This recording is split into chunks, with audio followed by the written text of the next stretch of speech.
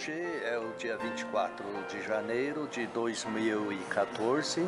Eu estou aqui com o Dr. Wilbur Norman Pickering para termos essa conversa no aeroporto de Brasília.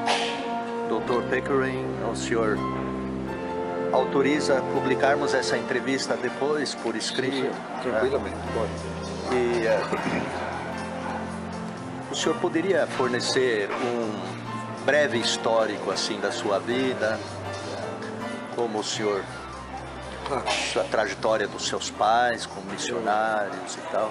Eu comecei em São Paulo, capital. Meus pais, missionários norte-americanos, rumo à Bolívia, iam começar seu trabalho exatamente do outro lado de Mato Grosso, onde tem Porto Soares, do outro lado de Corumbá, logo mais na frente. E em 1934, acho que o único hospital que tinha no estado de São Paulo estava na capital e só tinha um, era um hospital evangélico, o Hospital do Bom Samaritano. E os pais, como a mãe estava grávida comigo, resolveram aguardar a minha chegada. O que fizeram? Então, nasci em São Paulo de passagem, mas sou brasileiro nato, cidadão, eleitor, enfim. Com 5 meses, prosseguiram viagem e eu me criei na Bolívia, de fato. Então, cresci falando espanhol na rua com os coleguinhas e em casa inglês com os pais. Eu era o único gringuito por lá, então lá fora era só espanhol mesmo. Com 7 anos de idade fui para uma escola para filhos missionários, era tudo em inglês. Depois com 11 anos os pais me levaram aos Estados Unidos, lá fiquei matando todas as etapas assim de ensino segundo grau, terceiro grau. Voltei para o Brasil então com 27 anos de idade para dar início à minha própria carreira missionária. Eu era tradutor de Bíblia com uma missão Wycliffe para a tradução da Bíblia. Só que quando voltei já tinha o bacharel e depois também, faltando pouco para completar o mestrado em teologia, terminei o meu primeiro sabático, digamos, pelo Seminário Teológico de Dallas, Texas. Mas eu já, antes de vir, eu já sabia que Deus me havia escolhido para ser tradutor de Bíblia, então eu fui àquele seminário exatamente para aprender o grego no Novo Testamento, o grego koiné. Naquele tempo, aquele seminário tinha a reputação de ter o melhor curso de grego no país, nos Estados Unidos, razão pelo qual fui lá. Uma vez aqui de volta, eu com minha esposa casamos, nos conhecemos antes, mas nos casamos aqui no Rio de Janeiro. Fomos para o rio Amazonas, o estado do Amazonas, o rio Purus, para uma tribo chamada Apurinã, do tronco Aruaque. E lá ficamos durante alguns anos, entrando e saindo. Nasceram as nossas 2 filhas.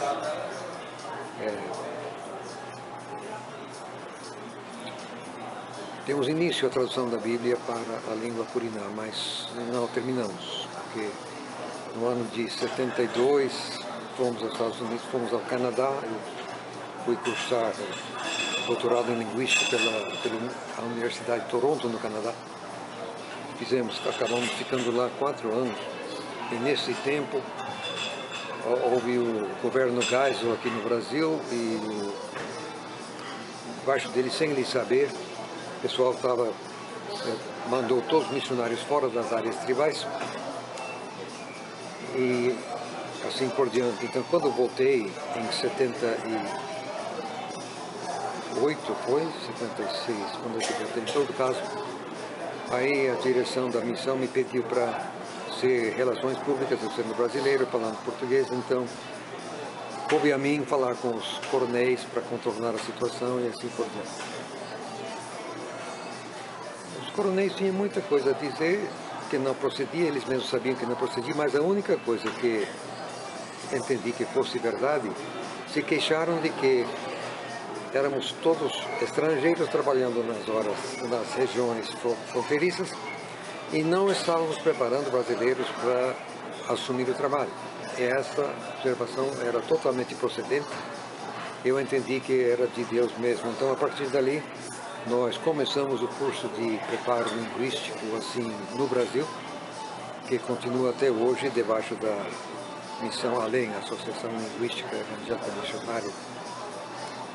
Andei pelo Brasil todo, só tem 2 estados no Brasil onde não ministrei já a palavra, Mato Grosso do Sul e Amapá.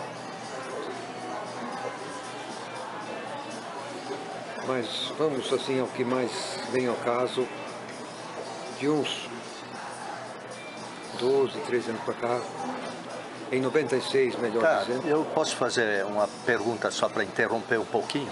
Claro, qualquer momento. O senhor escreveu vários livros, né? Sim. O senhor, quais são os assuntos principais assim dos livros, os títulos das suas obras? Sim.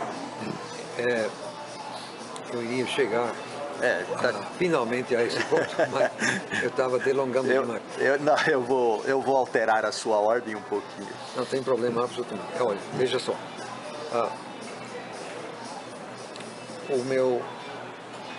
A minha dissertação de doutorado pela Universidade de Toronto, no Canadá, chama-se Framework for Discourse Analysis, um padrão para análise de discurso. E isso foi publicado depois, só que de lá para cá já está esgotado. Você não acha praticamente. Agora, uns 2 ou 3 anos antes, foi publicado o meu primeiro livro, que é The Identity of the New Testament Text. Isso saiu primeiro em 1977, se a memória me serve. Utilizei muita coisa que estava na minha tese de mestrado pelo Seminário de Dallas, mas também muita outra coisa, onde analisei a teoria de Ward e provei que era totalmente falsa, assim por diante. Então, essas duas coisas estão no mercado há muito tempo. No Brasil, em 87, publiquei a CPAD, a Casa Publicadora da Assembleia de Deus, publicou meu livro Guerra Espiritual, Estratégias Missionárias de Cristo. E a CPAD manteve esse livro no mercado durante 15 anos, talvez. Aí finalmente parou também, está esgotado, não existe mais. Voltando, no entanto, ao que eu entendo ser o trabalho principal, que é The Identity of the New Testament Text, uns irmãos, o Hélio Menezes e uns outros, traduziram esse livro para o português. Em português leva o nome de qual o texto original do Novo Testamento, sendo que nunca achei casa publicadora para publicar no Brasil. Então existe durante muitos anos livremente disponível na internet, mas não até hoje foi publicado.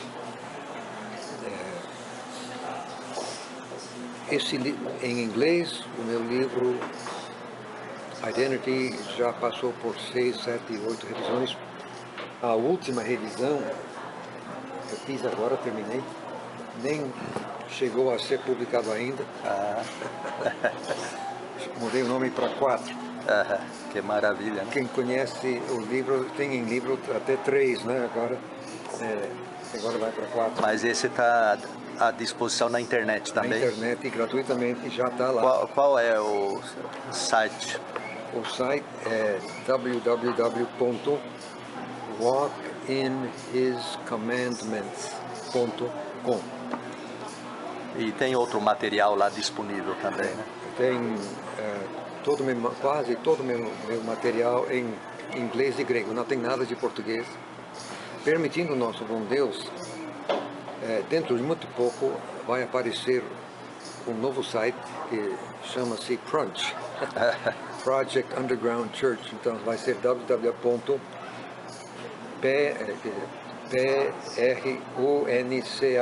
Crunch, as primeiras 2 letras, .org. .org. E o material em português vai estar disponível lá também?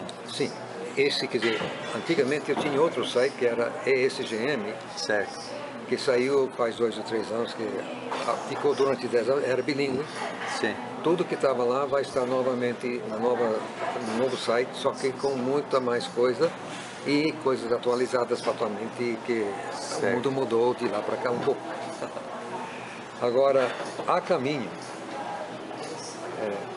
Então o senhor não pode ser acusado por ninguém que o seu interesse foi financeiro em preparar esse material, porque você está disponibilizando esse material gratuitamente, né? Sim, aliás, curiosamente, foi até bom que você levantou essa questão. Quando os primeiros dois livros, quer dizer, Framework for Discourse Analysis e The Identity of New Testament Text, foram publicados, eu ainda era missionário da Associação Wycliffe para a Tradução da Bíblia.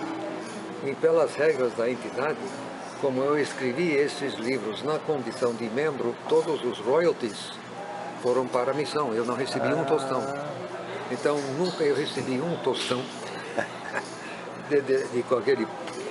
Exceção feita quando o primeiro livro em português, e até hoje o único, Guerra Espiritual, sim, aí eu recebi qualquer coisinha. E o senhor escreveu esses livros sobre diversos assuntos, né?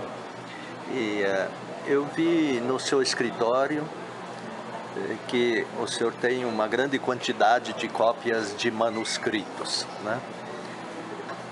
O que esses manuscritos estão fazendo lá, essas cópias? Bom, quando saí da Missão Wycliffe em 96, eu comecei um novo curso no Brasil chamado Curso Superior de Missões, que era um nome meio enganado, mas também não funcionou. Ficou 2 anos e meio e morreu. Em 98, então, Deus me disse, finalmente agora você vai fazer aquilo que eu quero. Eu já sabia desde meu mestrado, lá atrás, que eu tinha de trabalhar mesmo, era na questão do que o pessoal chama de crítica textual do Novo Testamento, ou melhor dizendo, a preservação que deu do texto do Novo Testamento através dos séculos, através das cópias, dos manuscritos que nós chamamos. Pois então, em 98 comecei a dizer, agora é isso que eu vou fazer. Então, eu digo que o arcabouço do meu ofício, aquilo que eu estou aqui fazendo no mundo hoje, é promover a autoridade objetiva do texto bíblico, mormente no Testamento, que é a minha área de especialização. Então, demorei um pouquinho para entender exatamente como fazer, mas daí entendi que eu precisava primeiro identificar o exato texto, quer dizer, a exata redação original do texto grego, cuja autoridade objetiva eu havia de promover. Então eu comecei a trabalhar exatamente com manuscritos gregos, cotejando ou colecionando, como queira chamar, em inglês collate, não existe uma tradução. Colagem, né? Colagem, mas qual seria o verbo? Colatar? Não sei também. É difícil, não é muito usado também. Não, eu uso cotejar, em todo caso. Por A mais B mais C, Deus me levou a entender que entre todos nos 4 evangelhos temos em qualquer lugar 1.700 manuscritos. As cartas de Paulo, em qualquer lugar tem 750. Quantas tem do Evangelho? Em qualquer verso, 1.700. Contando-se em fragmentos, tudo tal, passa de 2.000, só que em qualquer exato lugar, Certo. vai ter mais ou menos 1.700. E evangelhos completos, ou Novos Testamentos completos? Bom, os Novos Testamentos completos têm 60, 61, por ali. Relativamente poucos. Agora, os 4 evangelhos tem mais. Agora, já disse 1.700 ou mais. Manuscritos com evangelhos e tudo menos Apocalipse, tem 150. E aí vai. Quer dizer, somando tudo, dá mais de 3.000 manuscritos de texto corrido, deixando de lado os lecionários. Tem mais de 2.000 lecionários também, que portanto dizem às vezes que tem mais de 5.000. O que é um lecionário? O lecionário é um compêndio das lições dominicais lidas nas igrejas e depois se acrescentaram também para cada dia da semana. Começou com os domingos. Então era padronizado.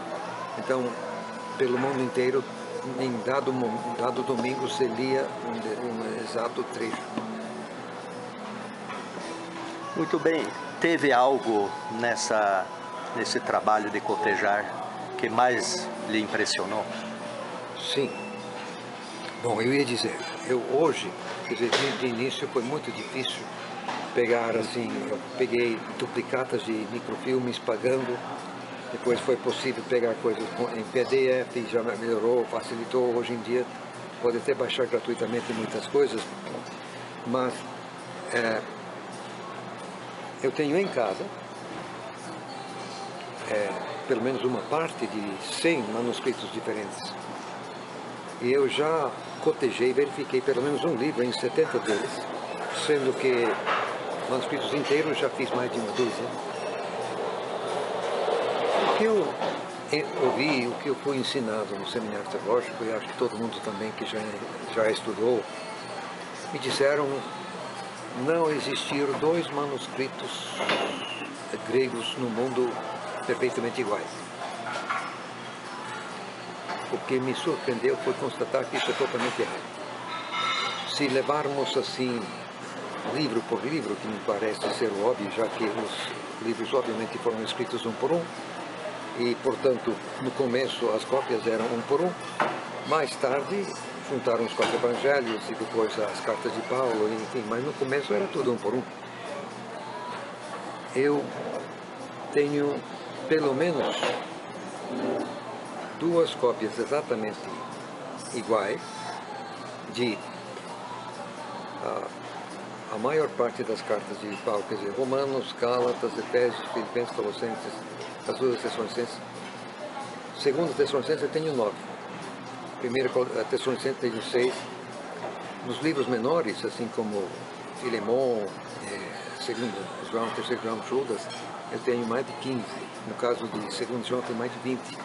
Perfeitamente iguais.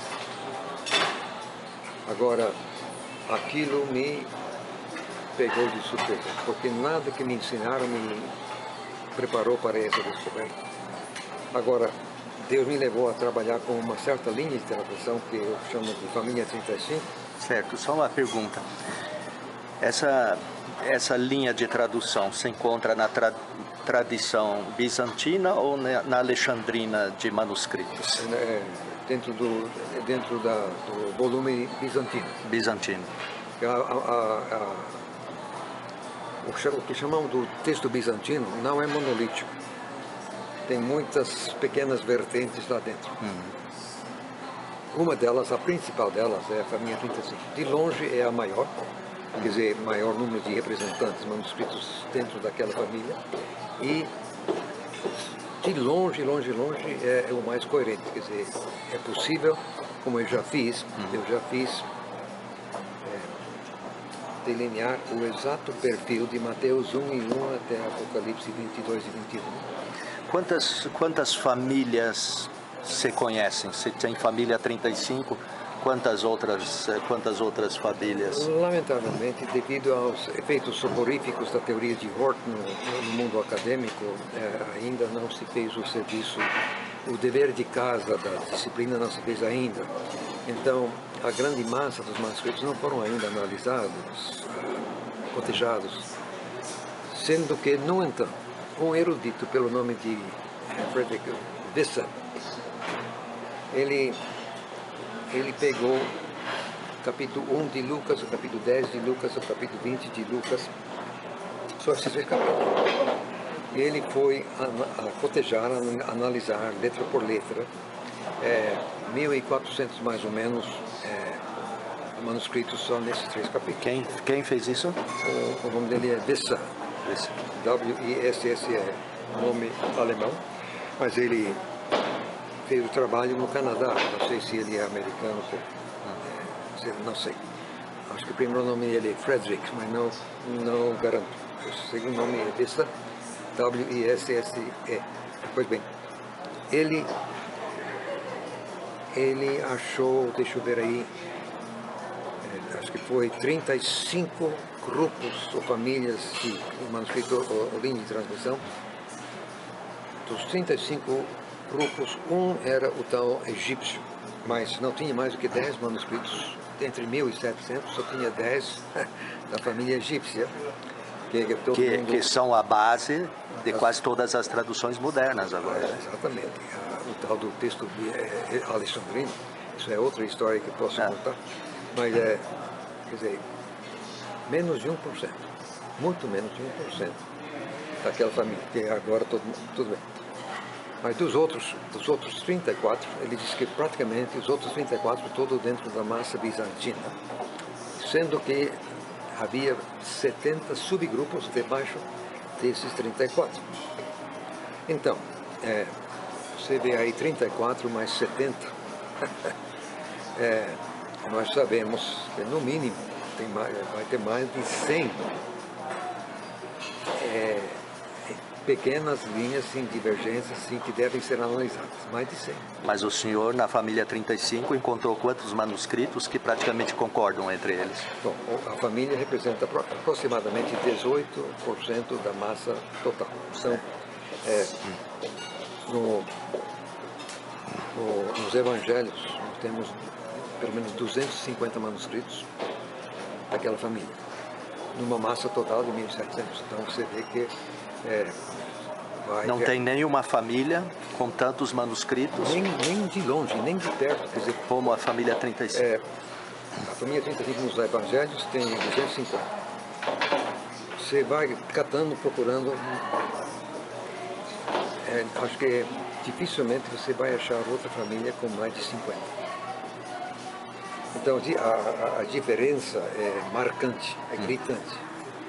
Então, você vai de 250 para 50, sendo que esse grupo com 50 você não vai poder demonstrar um único perfil, um mosaico que defina a família, como você pode, eu já fiz com a família 35. Só esse dado para mim já mata a charada, como diz o ditado.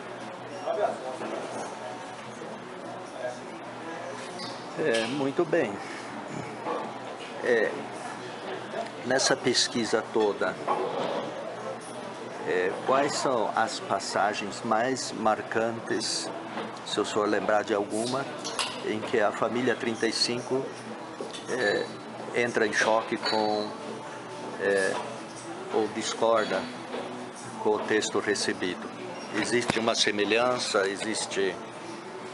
Como o senhor vê? Olha, é o seguinte, eu vejo claramente a operação da providência divina de Deus, assim, no trabalho durante a Reforma Protestante de Erasmo e outros, pegando a esmo manuscritos disponíveis à mão, mas como a grande massa dos manuscritos era do tipo bizantino, fosse qual fosse a escolha, qualquer manuscrito iria ser basicamente daquele tipo. Então, o texto recebido, assim chamado, foi e é o texto da Reforma Protestante. Então, as primeiras traduções de Lutero para o alemão, Tendeu para o inglês, assim por diante, Pereira da Almeida para o português, Cipriano de Valera para o espanhol, tudo em cima do texto recebido. Agora, no meu entender, que eu represento uma minoria no mundo acadêmico, no meu entender, o texto recebido erra talvez até 2% do número total das palavras. Digamos, são mais ou menos 140 mil palavras no Novo Testamento grego. Então, uns 2%, talvez isso, não está exatamente correto no texto recebido, sendo que, no entanto, a grande maioria disso é questão da grafia da palavra, o artigo está no estado, ou então inverte a sequência das palavras, mas como o papel gramático das palavras é indicada pelo o que se chama de caso, quer dizer, sufixos dos vocábulos. Então você pode alterar, assim, em grego a sequência e não faz diferença quanto ao sentido. Em português não. Você diz o cachorro mordeu o menino é uma coisa, você diz o menino mordeu o cachorro é outra coisa. Então o sujeito do verbo é pela sequência, em grego não. Pode misturar. Então há muita alteração na sequência que não afeta o sentido. É isso que eu quis dizer. Certo. Então, descontando tudo que não fosse a palavra de Deus, eu chamaria de café pequeno, quer dizer, quase você nem indica numa tradução para outra língua. Sobra depois, no entanto, um pequeno número de diferenças que realmente fazem alguma diferença. Nada que afete nenhuma doutrina nossa. As doutrinas ficam em pé tranquilamente. Mas, por exemplo, o que o pessoal chama da vírgula joanina, quer dizer, 1 João 5 e 7, né, as 3 testemunhas no céu, simplesmente 1% dos manuscritos trazem essa parte, 99% mas não trazem absolutamente nada disso. E esse 1%, só um deles tem data antes do texto publicado de Erasmo em 1516. Só tem um antes. Só um manuscrito? Antes de Erasmo. O senhor lembra a data desse manuscrito? O pessoal coloca, acho que no século XIV, ou XV. Então, segundo a sua opinião, com base nessas pesquisas, o Comma Ioanneum não deveria estar no texto? De fato, não está no texto original. Não está no texto original. Não faz grande mal, não é um problema teológico, certo. Mas, quer dizer, pelas evidências cabais, não fazia parte. Porque mesmo o único que é mais antigo do que Erasmo, discorda, não me lembro mais, acho que 19 vezes do texto recebido. Então, fatal e forçosamente, o texto recebido não se baseia naquele manuscrito porque discorda, não é a mesma redação. Quer dizer, está aí, mas é diferente. Mas o senhor tem uma ideia de onde Erasmo tirou esse texto? Tirou do latim, sim. Do latim? Da Vulgata Latina. Da Vulgata. Quando a primeira versão dele não tinha. Aí o meu gritaria, você sabe como é hoje a gritaria, então. Aí ele, num momento de pouca cautela, ele disse aos gritantes assim, vocês me trazem um manuscrito grego com isso que aí eu coloco na próxima revisão. Eles correram em casa, lavraram, trouxeram de volta, a tinta ainda estava fresca. Mas aí colocaram o Erasmo na parede, você prometeu, está aqui, e ele, muito a contragosto, ele colocou então, mas ele até inclusive fez uma observação no rodapé, assim, dizendo que, quer dizer, desabafando, mas depois, em outras revisões, cortaram fora o desabafo dele e deixaram o verso sozinho. Como o senhor descreveria a relação entre o texto da família 35 e o texto crítico de Nestle Aland? Bom, aí que está a briga maior, aí que sim, porque Nestle Aland não existiria não fosse a teoria de Ward. Exatamente a teoria de Pascal e Ward é que o fundamento de todo o procedimento de lá para cá, o tal do ecletismo, enfim, mas tudo sem a teoria de Ward, nada disso existiria. O que quer dizer ecletismo? A livre escolha entre variantes. É o que a bel prazer. Eles procuram se defender de outras formas, mas acaba sendo assim, como alguém mesmo disse, o que essa maneira de abordar faz com os manuscritos reduz os manuscritos meramente ao papel de fornecedor de variantes. Verdade.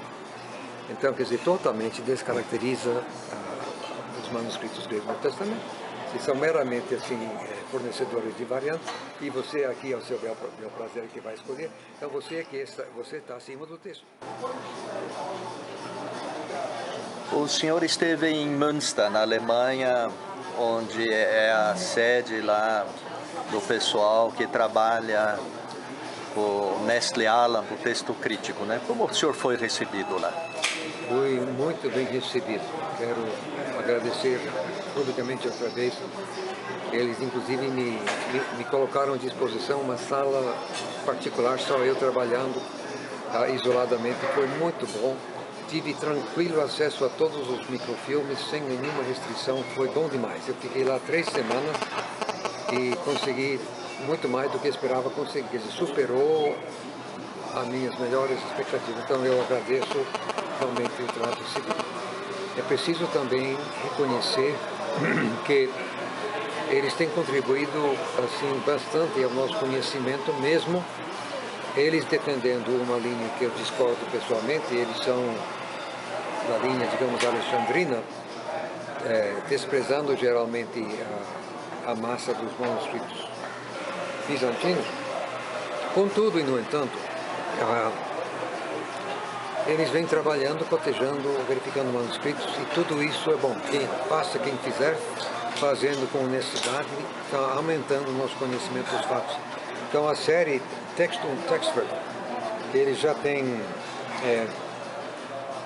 todos os livros, menos Apocalipse, tem alguma coisa já feita, sendo que o Evangelho de João só uma metade, os primeiros 10 capítulos. Eles cotejaram, assim, praticamente todos os manuscritos disponíveis, mas só num certo apanhado de jogos de variantes. Em Mateus, por exemplo, só 50 mais ou menos, pouco demais. Em outros lugares, por exemplo, nas 7 cartas gerais, foi, acho que, 100 e tantos jogos variantes. Agora, no pequeno universo como 7 cartas gerais, assim, um jogo de 100 e tantos jogos de variante, isso é bom, isso é representativo, isso permite você tirar assim deduções procedentes. Então, eu mesmo pessoalmente devo muito a esse trabalho deles. Depois eles começaram com as 7 cartas gerais, um novo Tischendorf, como que chama,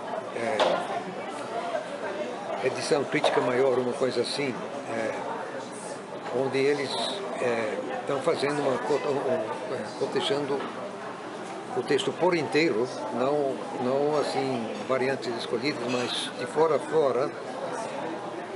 Só que eles estão fazendo isso no caso de Tiago, que foi o primeiro, que ficaram com 150 manuscritos, mais ou menos. Mas já que fizeram de fora a fora, quer dizer, isso é muito importante. Esse tipo de subsídio, então, é objetivo, permite a gente trabalhar com confiança até onde eles foram. Agora, eu queria que eles fizessem mais, tudo bem, paciência. Da família que eu sigo, que é a família 35, eles meramente incluíram 2 representantes daquela família. Só que isso não me incomodou em nada, porque eu sei, eu garanto a exata redação da família 35. Então, enfim, embora eles defendam o que eu entendo ser um texto errado, o texto chamado Alexandrino, que nem existe mais, aliás, o atual diretor já disse publicamente que não existe o texto Alexandrino, eles têm feito muita coisa e nós havemos de reconhecer honestamente o trabalho que eles fizeram. No que consistiu o seu trabalho enquanto esteve lá?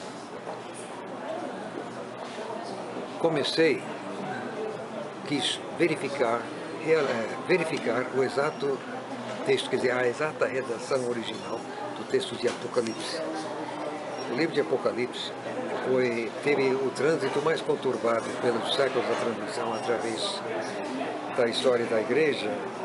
Se nós temos ao todo assim 2.000 manuscritos dos 4 Evangelhos, 800 do corpo paulino, incluindo Hebreus, 700 e pouco de Atos, 600 das 7 cartas paulinas, só temos 300 manuscritos do Apocalipse, quase. Mas um inglês por nome de Herman C. Hoskin fez uma colação, quer dizer, cotejou letra por letra 120 manuscritos. Não, 220 manuscritos De Apocalipse. de Apocalipse que isso que ele pôde ter acesso. Isso ele trabalhou antes da Primeira Guerra Mundial. Aí eclodiu a guerra e com a guerra, quer dizer, acabou tudo enquanto não parasse a guerra. Então, mas assim ele fez Esse material foi publicado? publicado. Eu tenho uma cópia, sim. É? Existe. Agora, O senhor lembra o título da... sim, Concerning the Text of the Apocalypse.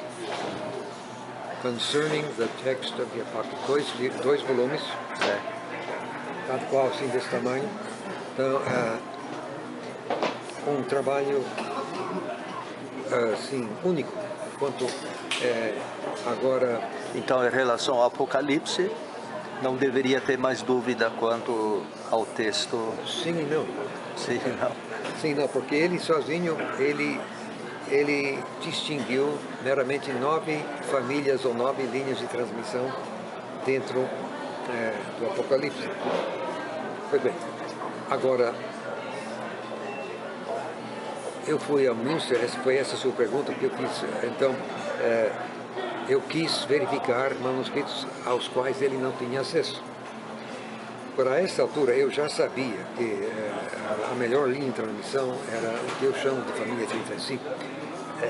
Em Apocalipse é o que o Husker chamou de o texto, a família complutensiana, exatamente o cardeal Ximenes, na poliglota complutensiana, ele seguiu exatamente a família 35 em Apocalipse.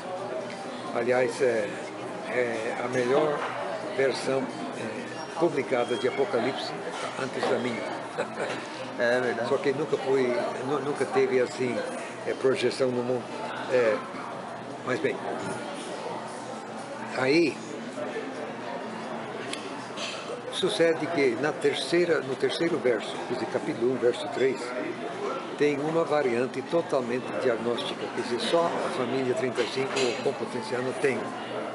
Então é muito fácil, você qualquer manuscrito de Apocalipse, você só vai ter o terceiro verso, você já sabe se é ou se não é da família. E qual é essa variante? O que diz? Três famílias trazem um acréscimo, uma forma mais comprida no final do verso 3, eu não tenho na cabeça. Diz assim, coisas que são, coisas que foram, coisas que são e que coisas que virão depois. Porque a palavra, as outras linhas dizem Hatina e a família diz Ha, somente. Essa diferença é única naquela família. Depois eu posso mostrar, mas aqui não tenho, nem trouxe meu texto grego aqui. Não, eu tenho aqui. Pois bem, aí eu já sabia, tinha mais ou menos 140 lugares em Apocalipse onde havia uma divisão. Você tem que chegar aqui sem óculos. Temos o texto grego aqui agora para verificar essa. Vou precisar de meus óculos, senão eu não enxergo muito bem isso daí.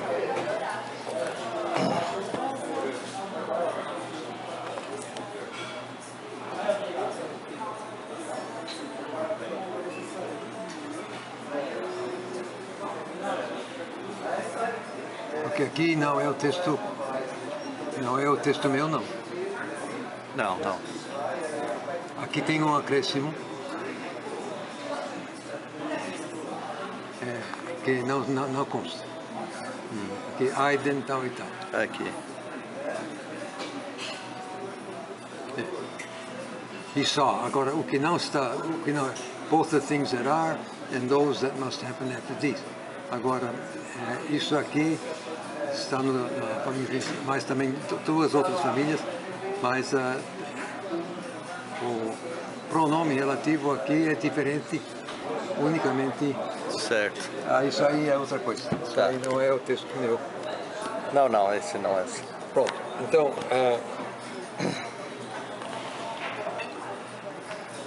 sim, eu estava explicando o que eu fiz. Então eu verifiquei, primeiro sabendo quais eram os manuscritos da família 35 que Haskell não tinha acesso e, portanto, não verificou.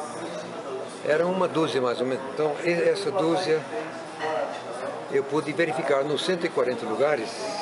Eu não fui obrigado a cotejar letra por letra, que isso é muito demorado.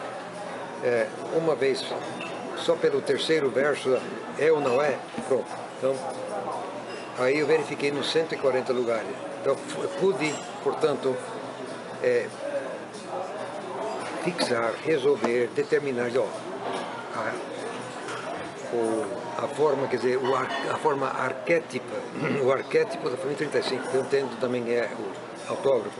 Em todo caso, a forma, o texto original da família 35, eu sei qual é, inclusive no Apocalipse, que é o mais difícil, mais complicado de todo o Novo Testamento. Mas eu fui fazer isso. Eu imaginava que levaria 3 semanas. Terminei em uma semana. Na segunda semana, então, eu peguei as 7 cartas gerais e cotejei assim vários manuscritos de fora a fora que eu não tinha antes acesso.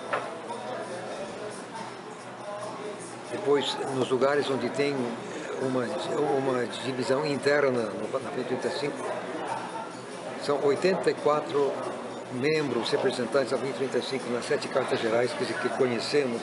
Eu verifiquei cada uma delas, cada um dos representantes, 84, no que diz respeito às divergências internas da família. Então eu garanto, absolutamente garantido, a exata redação original da família 35 para 7 cartas gerais.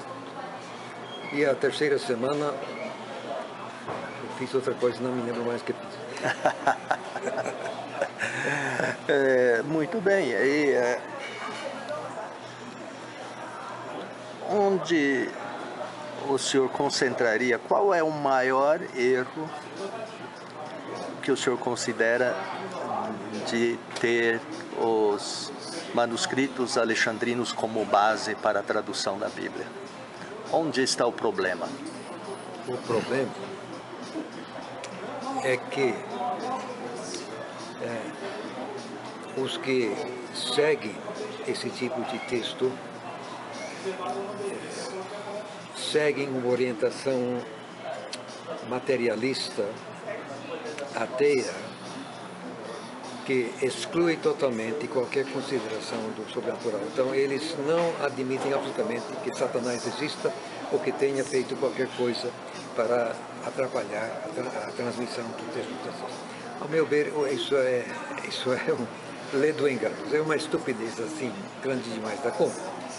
Claro que Satanás existe, e assim como ele fez oposição ao verbo encarnado, fatalmente que ele iria fazer ao verbo escrito, óbvio.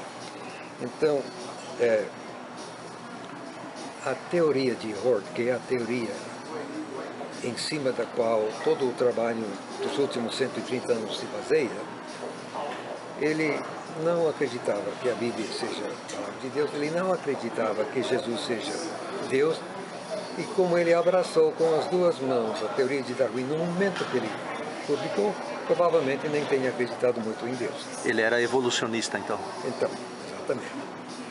Esse, então, que em termos da palavra de Deus, que em Efésios capítulo 2, verso 2, diz que Satanás atua nos filhos da desobediência, isso está no texto, gente. Então, você tem um exímio filho da desobediência, que é o Hort, preparando um texto grego no Testamento. O que Satanás vai fazer? O que fez?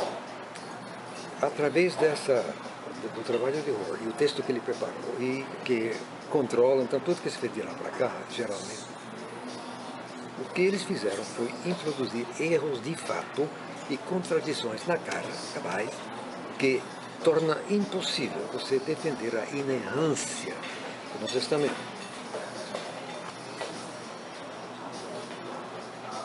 e solapa qualquer tentativa de defender, inclusive, a divina inspiração do texto. Como é que Deus inspirou eu? Como é que você vai defender uma tese dessa? E são dúzias, não é uma nem duas, são dúzias. Eu tenho essa lista. Então, além do mais, o que essa teoria disse foi que, no começo, ninguém imaginava que os escritos neotestamentários fossem Bíblia, e, portanto, ninguém cuidou. E, portanto, durante os primeiros 200 anos, como ninguém se deu a mínima bola para isso, a redação original se perdeu, de sorte que ninguém mais sabia qual poderia ter sido. Foi a evolução da crendice e da superstição que, finalmente, lá pelo ano 200, o pessoal começou a acreditar que isso aí pudesse ser Bíblia. Só que aí já era tarde. É esse o cenário exatamente que domina o mundo dos eruditos de hoje. E todas as versões modernas estão em cima dessa base. Eles não entendem, não sabem. Pois bem, agora, com esta base, até hoje, o que se ensina nos seminários teológicos do Brasil e do mundo é que o texto original do texto se perdeu, ninguém mais sabe qual é, ninguém mais pode saber qual foi. E quando você faz assim, você acabou com a autoridade objetiva do texto. Qual texto? Ninguém sabe qual foi, ninguém sabe qual é. Então, o grande malefício da teoria de Horton foi acabar com a confiabilidade do Novo Testamento, só isso. O senhor crê que essa base relativa dos manuscritos alexandrinos pode ter promovido a alta crítica teológica? A alta crítica antecedeu. Antecedeu, mas eles andam paralelos. O senhor encontrou em Münster alguém que acreditasse que a Bíblia é a palavra de Deus inerrante, inspirada? Não tive nenhuma conversa nesse nível com ninguém.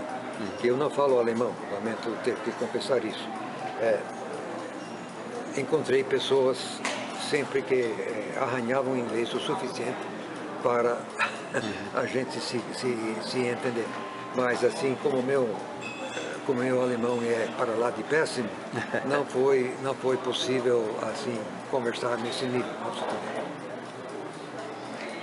Então, a base do texto crítico da filosofia alexandrina são dois manuscritos praticamente, não é? Sim, Codex B e Codex Aleph. Codex B e Codex Aleph, o Sinaítico e o Vaticano. Exatamente.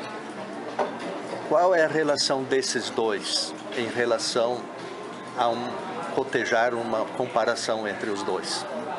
Bom, é uma coisa que também ninguém está dizendo, mas várias pessoas já verificaram letra por letra todos os dois. O Hofstra foi um deles, o Bergen foi outro deles. O que eles verificaram, qualquer um pode verificar, você pode verificar, agora está até ficando acessível na internet, comparando os dois, os 4 evangelhos, só nos 4 evangelhos.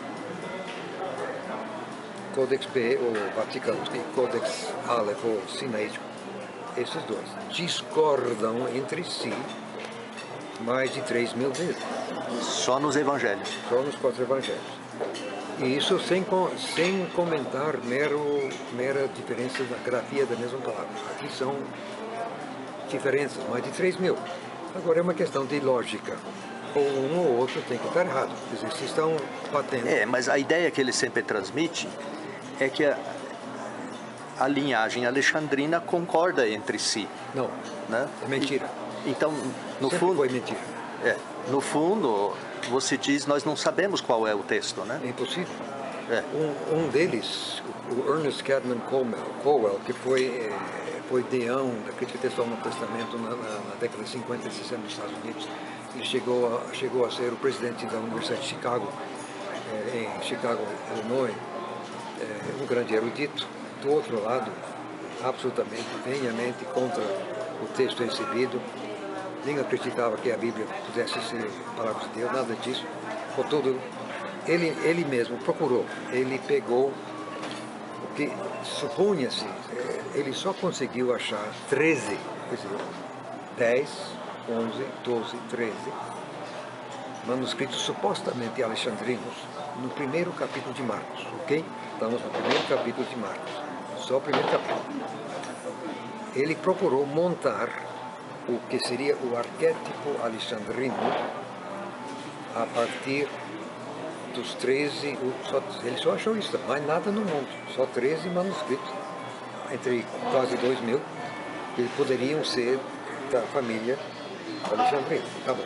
Porém, ele procura, em termos de a maioria dos votantes, quer dizer, você tem 13, então pelo menos 7 teriam de concordar para definir o que seria a redação.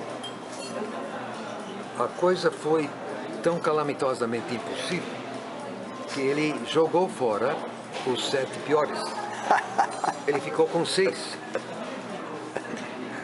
Ficou com 6, os menos maus.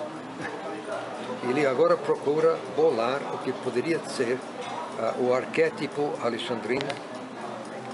E ele foi honesto. No fim ele disse: não existe, nunca existiu. Um texto assim não é recuperado, é confeccionado do nada. Quer dizer, ele foi honesto, disse não existe e nunca existiu. Mas não é uma barbaridade que esse é o fundamento de todas as traduções modernas, quase todas, da Bíblia, do Novo Testamento? Isso é uma calamidade pública do tamanho do mundo. É além de uma barbaridade, é uma perversidade. E porque não tem pessoas que falem, que tenham o conhecimento que o senhor tem para falar sobre o assunto. Eu vou falar uma coisa aqui meio desagradável. Certo. No Brasil, neste nosso Brasil, nós temos 10 gerações de professores de grego papagaios.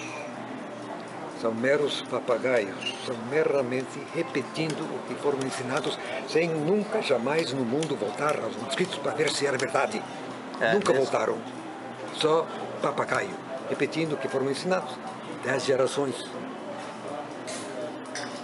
Terrível, terrível, terrível. Eu quase perco a paciência, entende? Me desculpe aí, mas Não, essa mensagem tem que ser propagada, né? Precisa criar um senso crítico, né? Porque quantos são os manuscritos no total considerados alexandrinos? Cowell começou com 3, chegou a 7 fora, ficou com 6.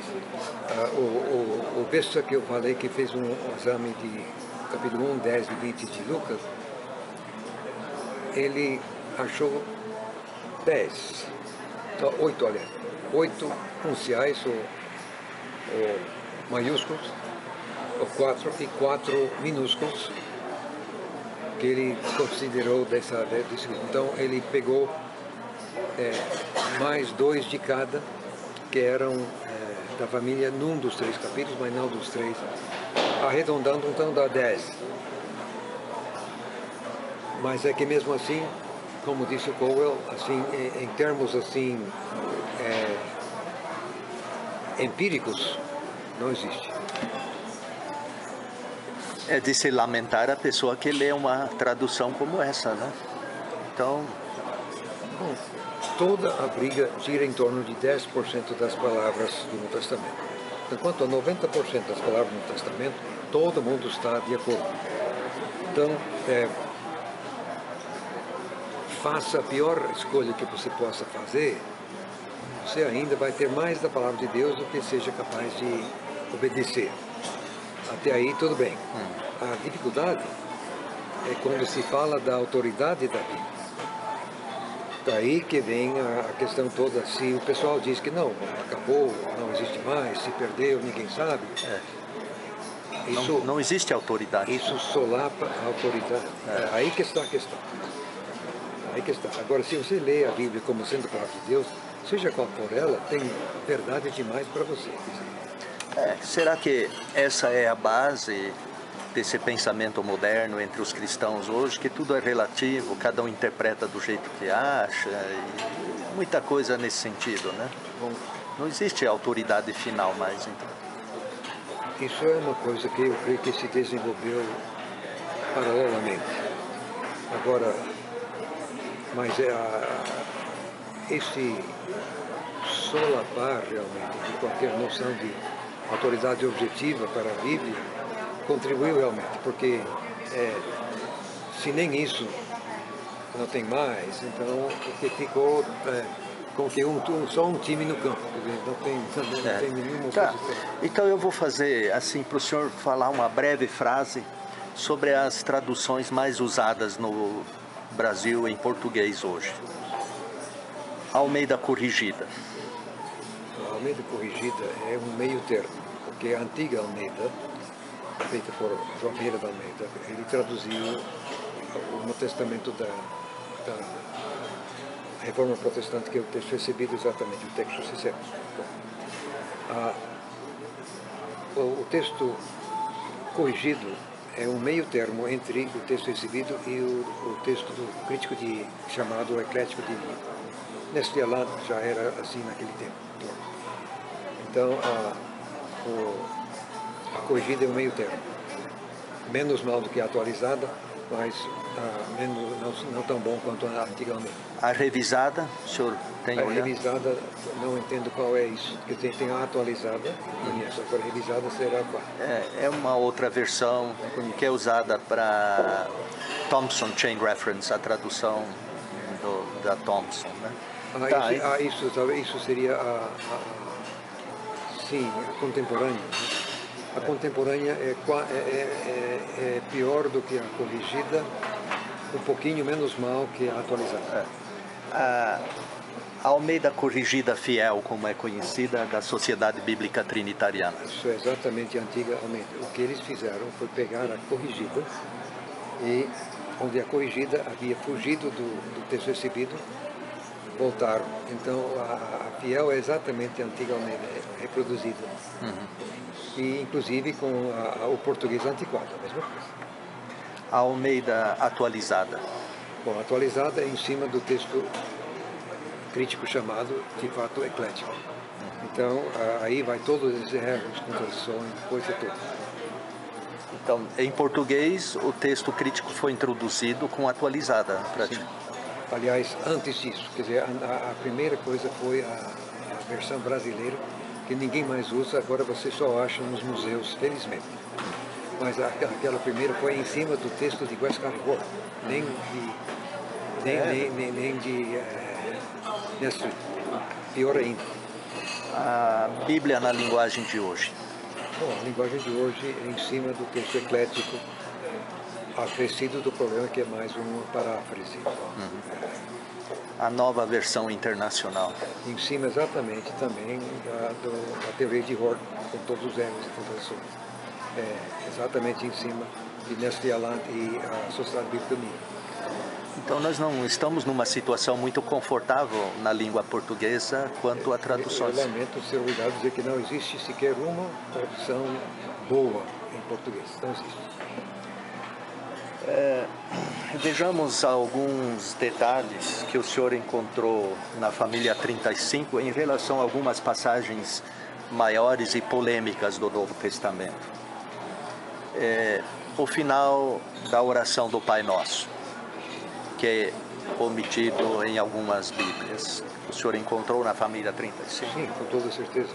Só que no caso ali, não é propriedade particular da família 35. A grande maioria dos manuscritos trazem, acima de 90%. Então não é só a família 35. É a massa que traz corretamente, pois teu é o reino e tal. O final de Marcos 16. Aí só tem 3 manuscritos no mundo que não trazem, contra 1.007. Que não trazem. Muito bem, nós estamos falando sobre algumas passagens polêmicas e a relação da família 35 de manuscritos e essas passagens. como o senhor vê o milagre do enfermo do tanque de Betesda e o mover da água? E a família 35? Bom, aí outra vez a família 35 não está sozinha. Muito pelo contrário, mas acho que em torno de 95% dos manuscritos gregos trazem normalmente todo o relato, incluindo naturalmente a família 35. Então é aquele punhado do Egito que porta fora. Não há absolutamente por que duvidar desse registro. Inclusive,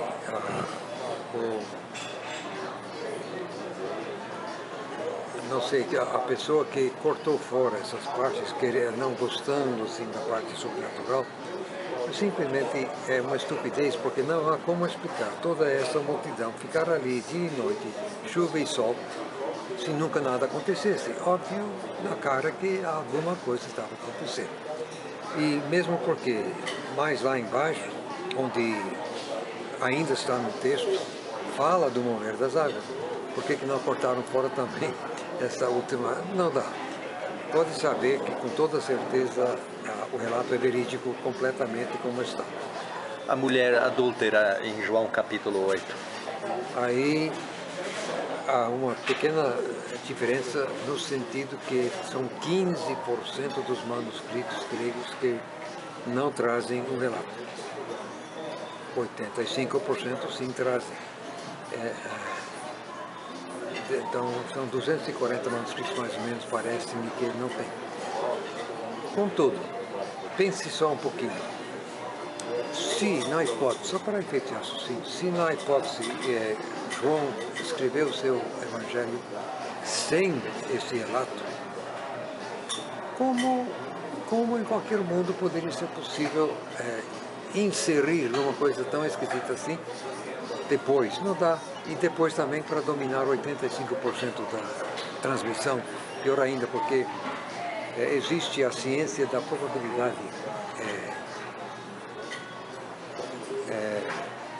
matemática, e isso é uma ciência, a probabilidade, e com isso um acréscimo posterior alcançar 85% seria estatisticamente impossível.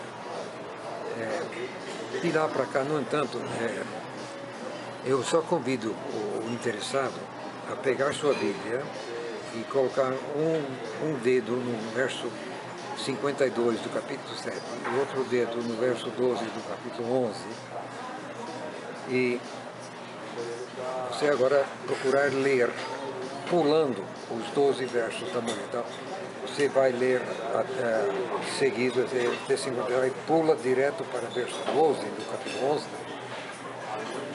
você vai perceber que alguma coisa obviamente está faltando, porque no capítulo, no verso 12, diz: Jesus falou-lhes outra vez. Agora vem cá, isso é uma questão meramente de linguagem. Falou-lhes, agora lhes é um pronome. O pronome não pode existir sem antecedente, precedente, referente. Qual é o referente dos lhes? Se você corta fora os 12 versos, os lhes têm que dizer respeito aos fariseus. Só que a questão toda é que Jesus não estava lá. Os guardas foram prender e não conseguiram, voltaram de mãos vazias. Então diz aqui, falou-lhes outra vez. Agora, outra vez significa que houve uma primeira. Você pode não dizer outra vez se não houve uma primeira. Cadê a primeira? A primeira estaria aqui em cima, só que era impossível aqui em cima porque Jesus não estava ali.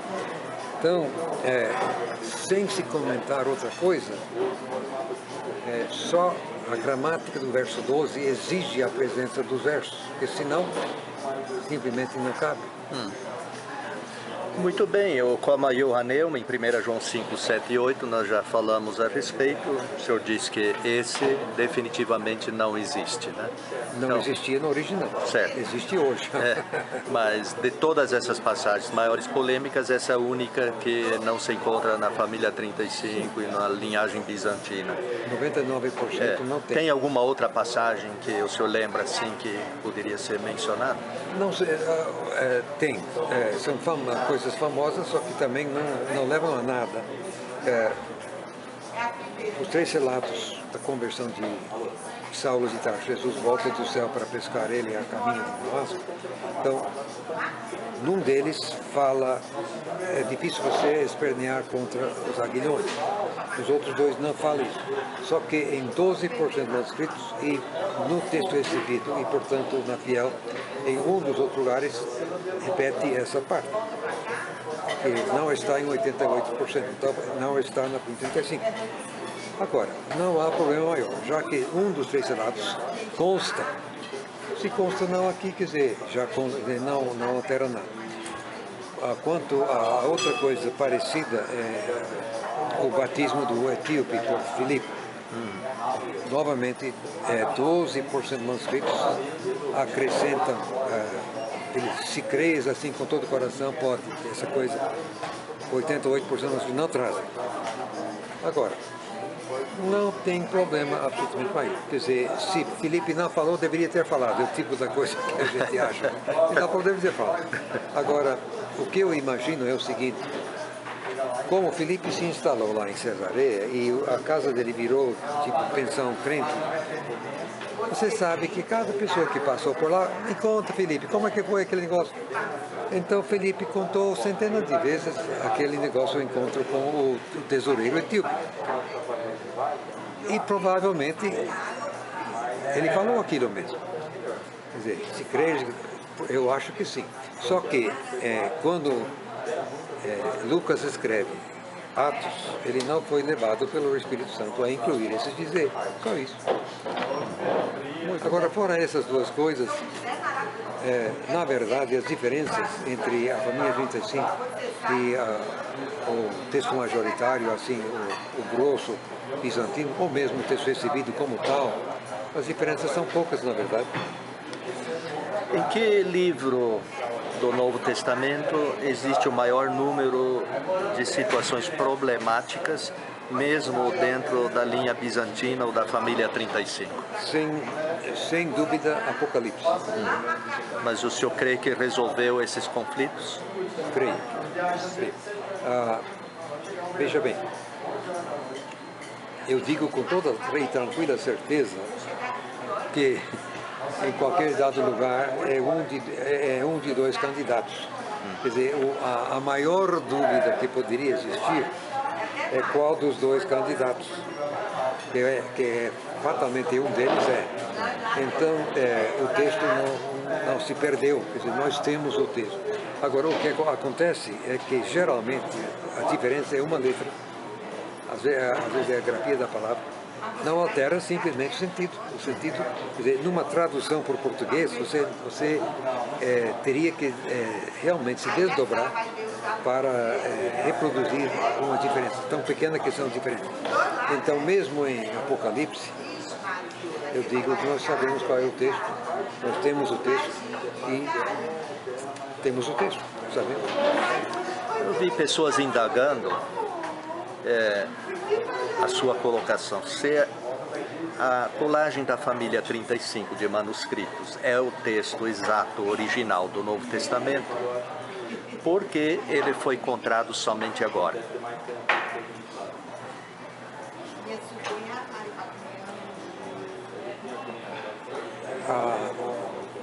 A maneira que você coloca essa pergunta em si é tendenciosa.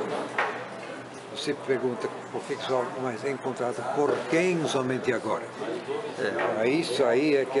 Não sou eu, estou colocando essa pergunta. Eu li na internet essa pergunta. Sim, mas também na internet foi tendenciosa. Certo. Por quê? Encontrada somente agora, por quem? O que é preciso entender que toda briga assim na crítica textual do Testamento é uma coisa da Europa ocidental, daquilo que foi a Igreja Romana, aquela parte da Europa que foi dominada pela Igreja Romana e as colônias, por exemplo, o Canadá, os Estados Unidos, enfim, Brasil. No Oriente, as igrejas ortodoxas, nunca existiu a crítica textual no Novo Testamento. Então essa briga toda nunca existiu. Durante todos os séculos de Jesus até hoje, sempre as igrejas ortodoxas souberam que o texto original está na tradição bizantina. Então, se eles, é pura verdade, não destacaram a família 35 da massa bizantina, mas só que isso também é um equívoco, digo eu, que é uma questão só de 200 anos para cá. E por que eu digo isso? Eu digo isso pelo seguinte, que eu tenho trabalhado em casa, eu tenho cópia de 100 manuscritos diferentes, a grande maioria, mais de 70, da família 35. Eu já cotejei pessoalmente pelo menos um livro em 70 manuscritos. O que se vê é que unicamente a família 35 traz o que veio a ser lecionários completos, assim, as lições dominicais e depois diárias, o começo e o fim de uma leitura. Você vê indicado assim nas margens dos manuscritos da família 35, unicamente da família 35, nem mais ninguém. Agora, isso é trabalho, isso é tempo. Para que alguém iria se dar ao tempo e ao trabalho de preparar manuscritos assim? E também tinha começo e fim dentro do próprio texto, mas em tinta diferente. Então você tem que trabalhar com cores diferentes de tinta, penas diferentes, muito mais trabalho. Para quê? Eu digo, eu não estava lá, eu não posso provar, mas eu digo que fatalmente, através dos séculos, nos mosteiros e nas comunidades de fala grega, o que eles usavam diariamente para leitura na comunidade era exatamente a família 35. Isso nas igrejas ortodoxas, que só eles que tinham os mosteiros assim, desse tipo, em grego. A igreja romana tinha monge e coisa e tal, mas era tudo latim, não era nada de grego. Então, eu digo que a pergunta é tendenciosa. É uma pergunta que nasce do desconhecimento dos fatos. E o senhor está planejando fazer uma viagem para a Grécia em 2014? Este ano. Segundo semestre. O senhor tem o que o senhor acabou de falar sobre os manuscritos usados pela Igreja Ortodoxa Grega? E a sua viagem tem alguma relação com toda essa questão? Sim. Por uma questão assim tática, eu não vou dizer exatamente para onde eu vou, mas o fato é que exatamente porque todos os pesquisadores que andaram fazendo microfilmes, microfilmagem, isso em 1920, até antes assim da Primeira Guerra Mundial, e depois, mas todas as pessoas que andaram fazendo esse trabalho eram discípulos da teoria de Hort e, portanto, valorizando os manuscritos egípcios e desprezando a massa bizantina. Então eles chegam nos mosteiros das igrejas ortodoxas, que sempre souberam que o texto verdadeiro está na massa bizantina, imediatamente os chefes, os responsáveis ficam de pé atrás. E chega esse pessoal querendo fazer filmagens, mas defendendo uma coisa que o pessoal sabe que não é verdade.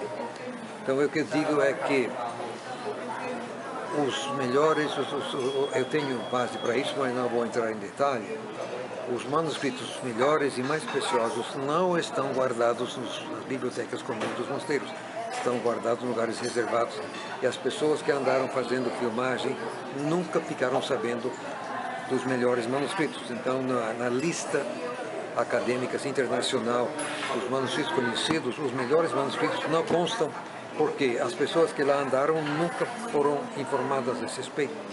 Mas nós já estamos sabendo disso e temos motivos para entender que nós seremos aceitos, porque nós defendemos o tipo bizantino, contrastando com os outros que chegaram assim, enaltecendo o tipo egípcio, acho. Então, eu espero ter acesso a manuscritos ainda melhores do Deus que eu já tenho bom, muito bom.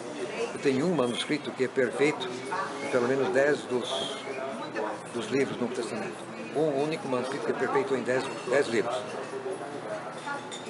Nunca, quer dizer, que me ensinaram no seminário, nunca iria passar uma coisa dessa pela minha cabeça. Simplesmente inconcebível.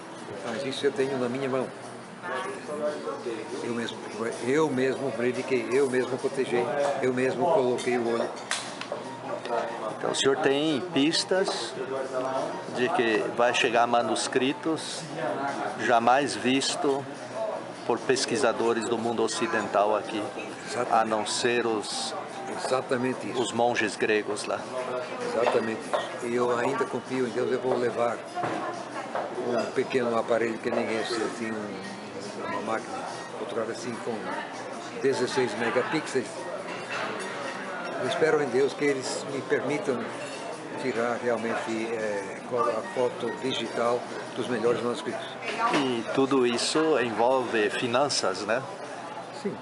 Não é pouco dinheiro que vai precisar para ficar 3 semanas na Grécia, né? Só isso, a hospedagem, coisa e tal. Só que você sabe que no noticiário internacional, a Grécia está passando por uma situação financeira muito difícil. Quer dizer, o governo, né, o país, está numa situação muito difícil financeiramente.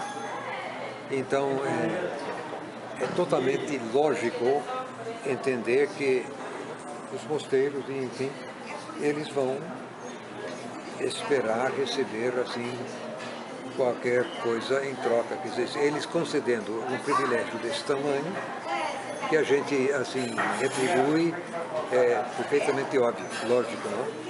E com certeza o senhor não recusaria uma ajuda de alguém que quisesse ajudá-lo, Aliás, né? às vezes seria uma exigência, e se eu não tiver, eu fico sem. Mas eu confio em Deus que eu vou ter. O senhor tem alguma conta que o senhor poderia indicar se alguém quisesse mandar alguma contribuição?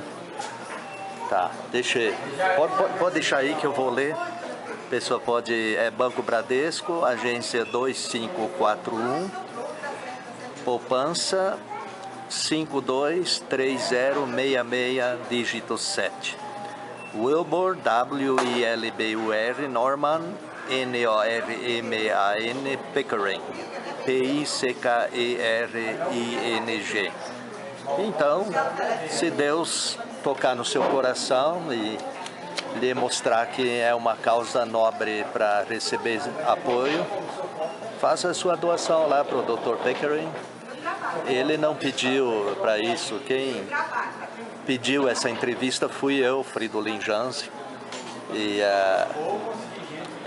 eu mesmo tomei a iniciativa, sabendo dessa viagem, de pedir autorização para mencionar essa possível ajuda que alguém dirigido por Deus poderia transmitir ao Dr. Pickering, né? E como eu não vou lucrar nada pessoalmente, o reino de Deus mesmo, eu digo que será dinheiro bem investido. Uma outra questão, existem cristãos sérios, bem intencionados, e que dizem que a versão King James em inglês e agora também Almeida Fiel são precisas, sem erros, e em alguns casos dizem até que são inspiradas como o texto original. O que o senhor teria a dizer sobre essa questão?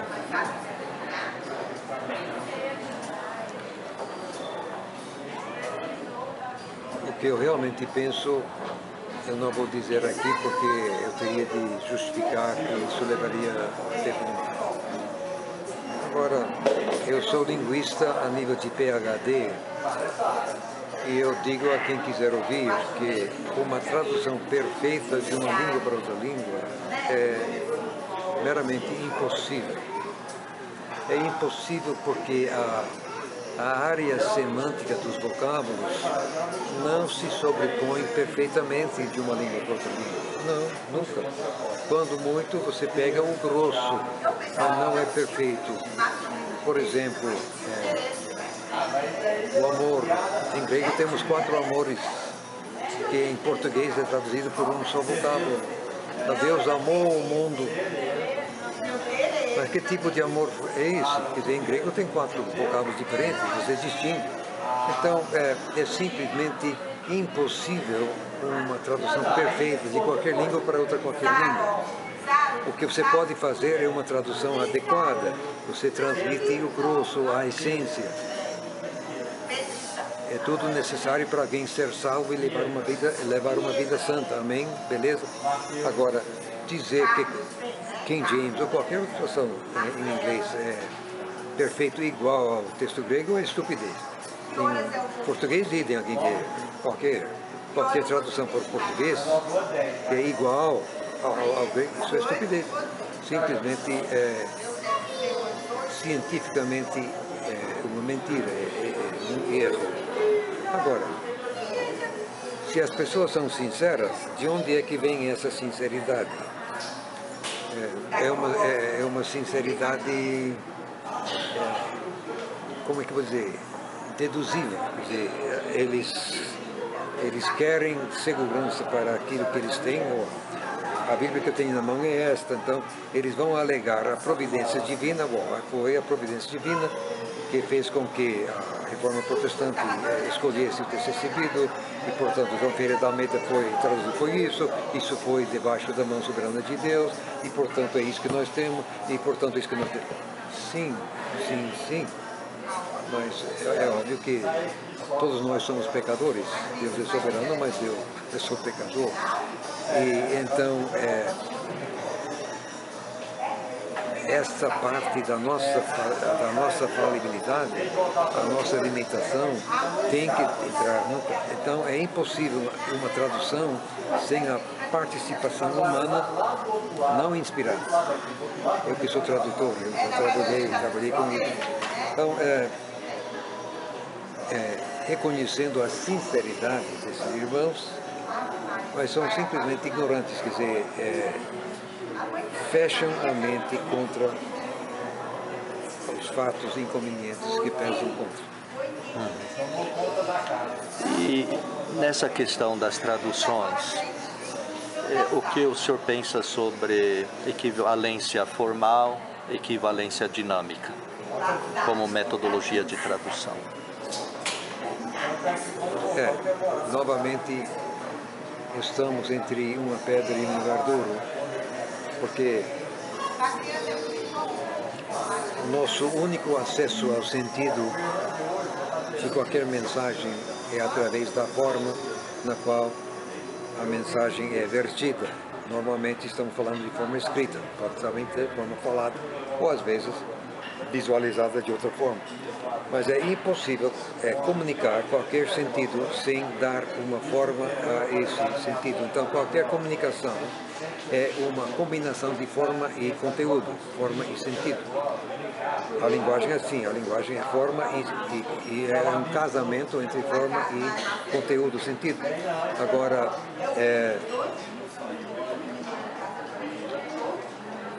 dinâmica. Assim sendo, o nosso único acesso ao sentido pretendido por Deus no Novo Testamento grego é através da língua grega, usar o texto grego. Agora,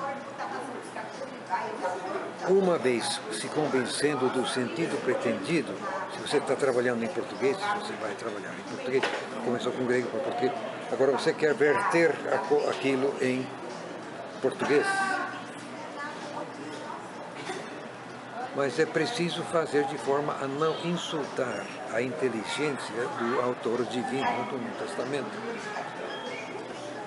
Deixa eu exemplificar. Eu que já morei na selva, a tribo Apuriná, eu, por exemplo, gastei horas traduzindo João 3,16 depois que aprendi a língua sobrevivente. Mas eu digo o seguinte: se o Espírito Santo fosse inspirar o Novo Testamento a primeira vez na língua Apuriná, na selva amazônica, na cultura Apuriná, como ele teria escrito? É essa a pergunta que eu faço. Eu digo que havemos de fazer a mesma pergunta para qualquer coisa. Vamos pegar um caso bem expressivo. Em dado momento o Senhor Jesus disse, eu sou o pão da vida. Tá. Eu quero traduzir isso para o índio Apurinã, na selva.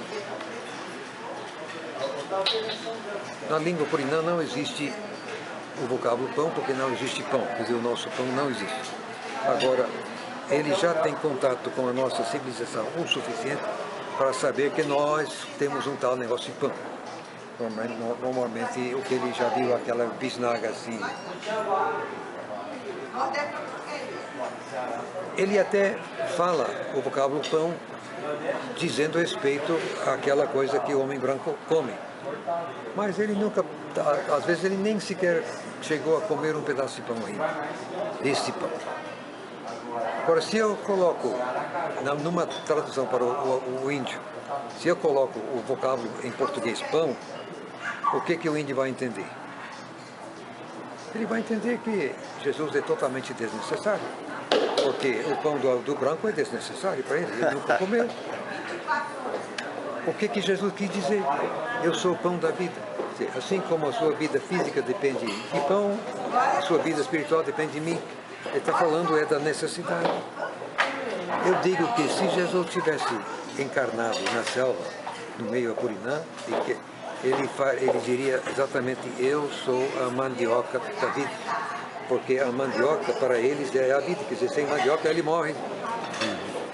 A mandioca é o rei da mesa, é o centro. Agora, alguém vai explodir. Impossível, não se pode. Moço, eu pergunto, o que faria o Espírito Santo neste contexto? E no contexto Apurinã, o que o Espírito Santo faria é dizer, eu sou a mandioca da vida. Tranquilo. Então, eu digo, nem formal e nem como é o outro, dinâmico. Dinâmico. Você tem que achar um meio termo.